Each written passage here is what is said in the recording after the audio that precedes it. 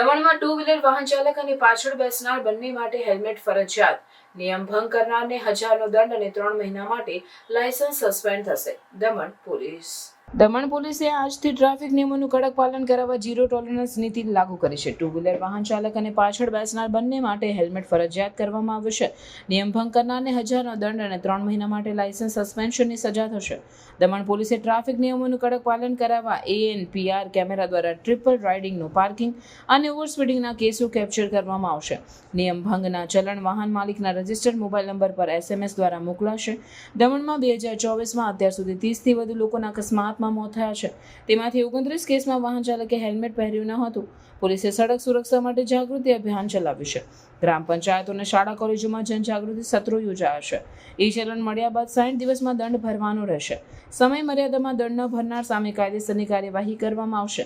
પોલીસે નાગરિકોને માત્ર દંડથી બચવા નહીં પરંતુ પોતાના અને પરિવારની સુરક્ષા માટે નિયમોનું પાલન કરવા અપીલ કરી છે.